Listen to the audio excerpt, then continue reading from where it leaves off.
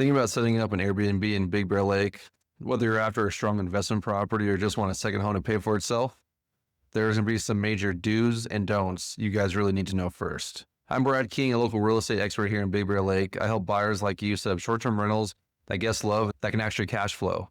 So I have my own Airbnb really close to Snow Summit, kills projections. So let's get into it. Let's go over the do's first. Number one, check out the regulations.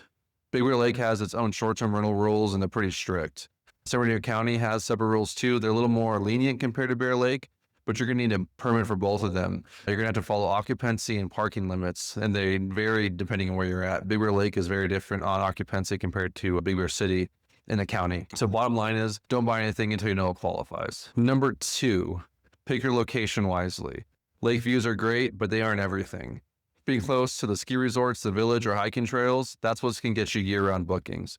For example, my Airbnb projected to do $35K. Last year we did 50. Also consider winter access. If your guests can't get up your icy driveway, they're going to leave you a bad review fast. Your goal is to get to that super host as soon as you can to keep those rentals coming in. Number three, design matters. People book Big Bear for the vibe, plain and simple. So give them a cozy cabin in the woods experience. Wood textures, those earthy tones, a hot tub. Hopefully you have a fireplace or maybe even a gas fire pit outside. And yes, great photos, they're everything. Because of all this, you want to stop the scroll. Do number four, think like a guest. Stock the basic, extra blankets, snow shovels, coffee bars. Let's get those apps going for them. Give them a binder that breaks down the whole house and how to use it. If a snowstorm hits and they're stuck inside for 2 days, you want them leaving saying that was an excellent trip. Even though we couldn't do anything, we had so much at the house, we didn't have to leave. Now the don'ts. Let's get into these. These are mistakes I see new hosts make all the time, and they're going to cost you real money. Don't assume every cabin's going to cash flow. Plain and simple. Big Bear is a seasonal market.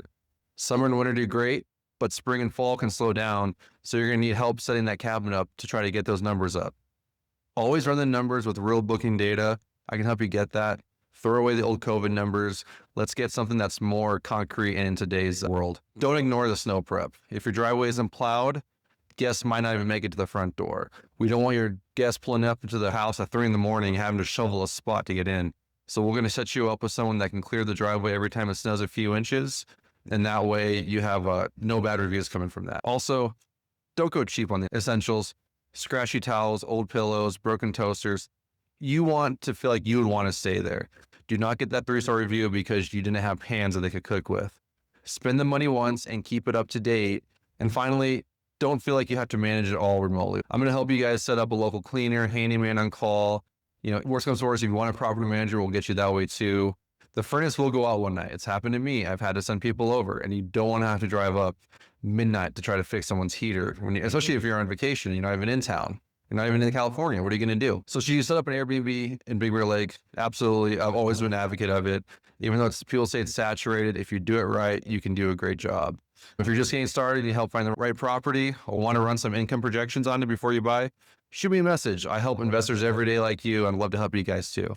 If you found this helpful, please don't forget to subscribe. If you want to get in contact with me, email me at brad@bradfordkinggroup.com. Shoot me a text 909-633-4559. Talk to you soon.